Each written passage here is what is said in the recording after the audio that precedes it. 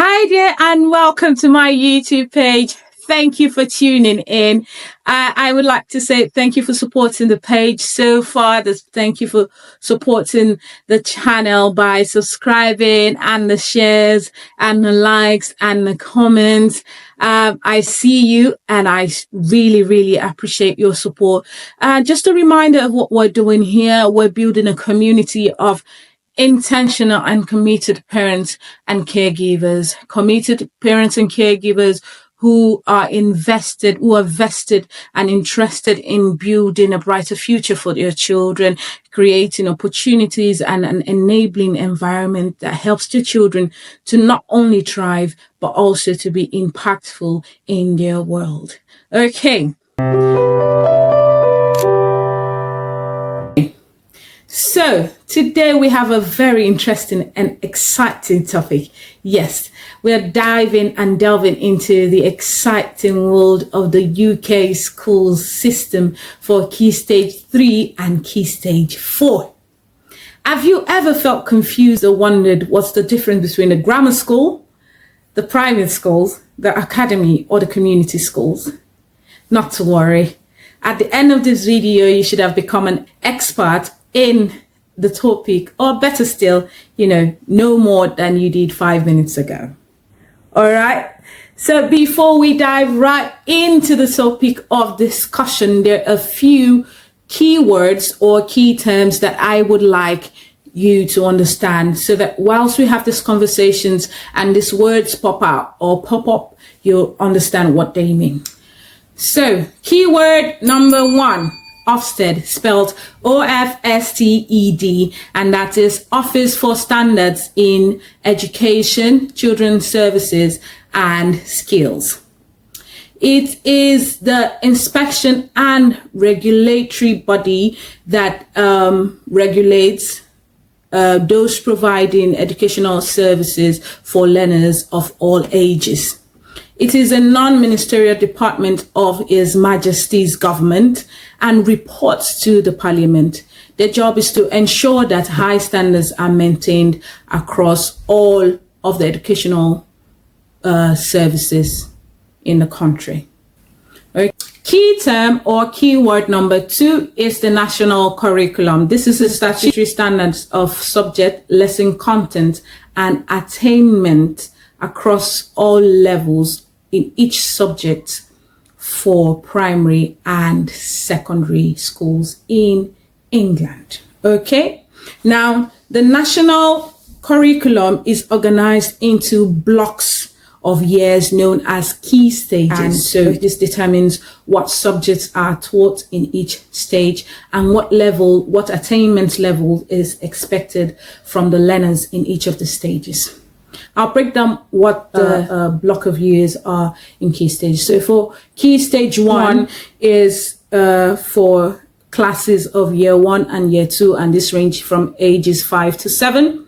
Key stage 2 is for the class of year 3 to 6, and this range from ages 7 to 11. Key stage 3 is for year 7 to 9, and this range from ages of 11 to 14. Key stage 4 is from year 10 to 11, and this range from ages 14 to 16. Now, that being said, let's get right into the topic of the day. We're analyzing the difference between the different types of schools in the UK, and we're looking at the community school first. Now, what is the community school? We know that the community school, also known as the local authority maintained schools, are free for all ability. They are free to attend and cater to children from local catchment areas, and they follow the national curriculum. Research shows that state-funded schools accounts for over 80% of the children in the country. Okay, so key features of the community school. Key features of community school: 1, broad curriculum, offers a wide range of subjects aligned with the national curriculum. They follow the national curriculum. It's an inclusive environment, welcomes all students of all ability from the community, supporting diverse learning and needs. Now, these schools are managed by the local authority, which also oversees admissions. Another thing you must know is that the community school is regulated by Ofsteds. They are regulated for compliance and quality of education. Now we dive right into the academy. The academy are publicly funded schools. Unlike community schools, they have a bit more control over what they do. They don't have to follow the national curriculum. However, they must do the following subjects: maths, English, and science. They must also have in their curriculum religious studies, sex education, and relationships. Okay, these are key features of the academy. They have autonomy, freedom to innovate with curriculum and teaching methods. 2, some academies focus on specific areas like STEM, arts, or sport. So you would find academies that are specifically known for science and technology. You'll find academies that are specifically known for arts or sports and the likes. They have freedom to tune their curriculum as to what they specialize in. You will also see that they are funded directly by the government, not from local authorities. Okay.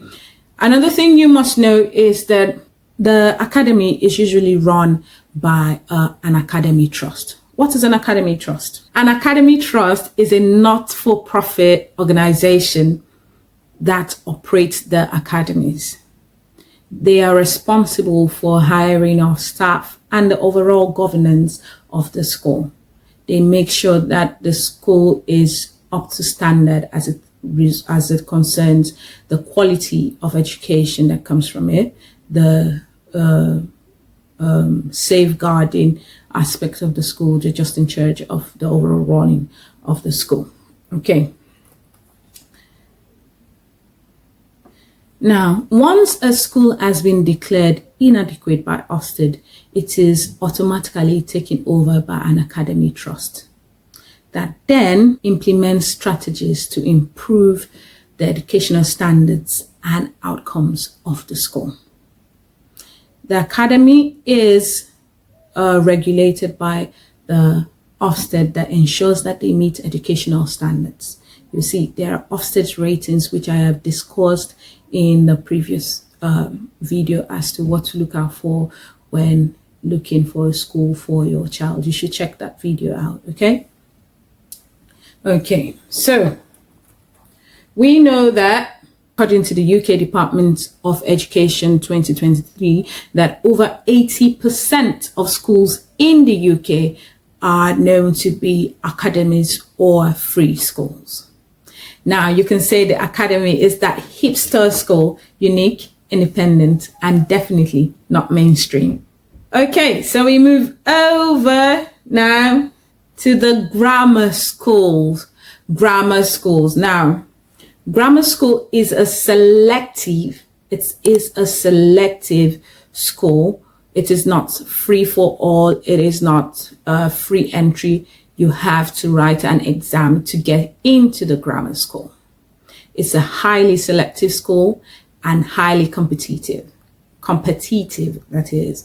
The grammar school requires you to sit for an exam, usually the 11 plus exams. And in most of the grammar schools in the UK, just 25% of the top performers in the exams are admitted. And even in some stricter schools, just 10% of the top performers are admitted. They run a really challenging curriculum and stretch their learners. They stretch their learners in the learning.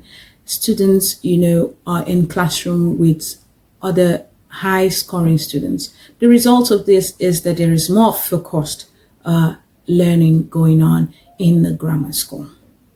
So you can say the grammar school is like getting into an exclusive club, but without the velvet robes. You get what I mean? Yeah? Good. So now we move on to the independent schools, also, known as private schools. So the independent schools are often referred to as private schools and require a fee charge to be admitted in the school. They do not have to follow the national curriculum. They have control over fixing their term dates and school times. The independent/private schools offer a diverse and rich curriculum that has in it really a wide range of extracurricular activities, smaller class sizes, and often specialized facilities. They have loads of facilities. It's a well-funded school because the fees you pay in are quite, it's an expensive school to attend. So their fees range from the low up to £40,000 per term, depending on the school. It is an expensive school. Okay, now here's the velvet robe. The school is managed independently by a board of governors with freedom from the national curriculum, like I stated earlier. Now, half of the independent/private schools are usually regulated by the Ofsted and also by the Independent School Inspectorate that inspects the school for educational quality, welfare, and compliance with the regulations. Okay. One thing that is compulsory for the independent private school is they must be registered with the government.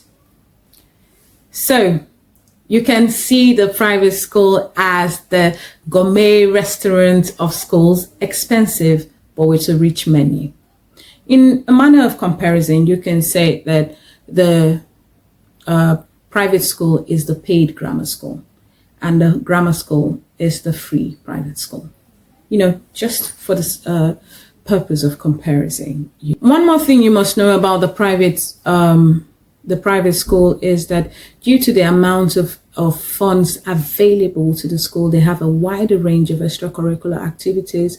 They have a boutique size classroom where there is more support for the kids, more attention. The ratio of teacher to kids is very balanced, so every child receives the attention. And we know from research that the kids, perform better, really well in their GCSEs as compared to other schools. Although we also know that research on attainment gaps suggests that funding may not be the only reason why these kids perform really well in their GCSEs. So I would use the term to whom much is given, much is expected. I think that will be the story of the private or independent schools. Now, after we've understood all of these differences, I'll just do a recap on all of it. We know that the community schools are free schools, free for all ability, and they follow the national curriculum. We know that the academies are also a free school. They do not have to follow the national curriculum. They are run by an academy trust. They're also funded directly by the government. We know community schools are also funded by the government or the local authority. And the community schools have to follow the national curriculum. The grammar schools is a highly selective school. You have to write an exam, usually the 11 plus exams, and that usually takes place every September. I will do another video just to explain how that works. But I have stated in another video how when looking out for a school, what to look out for. I think you would love to see that video also.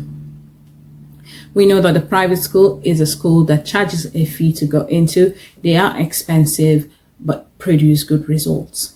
All right. So after we have taken all of that information in, it is important to know that each school type differs in benefits. The type of school a child attends does not necessarily determine their educational success. There are numerous examples of academy and community schools achieving exceptional results, sometimes outperforming grammar schools. So If your child doesn't get into a grammar school, not to worry. It is never a determinant of your child's academic success. Please note, it is really important to note that the key to a child's success lies not only in the type of school, but also in the support and intentional involvement of parents and caregivers. Providing a nurturing and encouraging atmosphere and environment in the home also helps to foster the academic progress and growth of a child. So you see, your involvement as a parent in the growth of your child, what you do at home, how you help them, the support that you provide goes a long way in helping and nurturing your child for the future, the bright future that you want for them. Keep yourself involved, keep yourself informed of all of the opportunities that are open to you and your child so that you can make more informed decisions as you go on your journey as a parent and a caregiver. At this point, we round up the video. I'd like to remind you so that you can have more of this content coming to you. You need to be subscribed to the page. Please click on the notification bell below so that you get notified every time we post a video. And please share, drop a comment. If you have any questions, please drop a comment. If you would like us to talk about a topic, please drop a comment under the video and we will get to it. Thank you once again for tuning in. This is Kemi. Thank you for tuning into For Posterity's Sakes with Kemi. Until next time, bye-bye.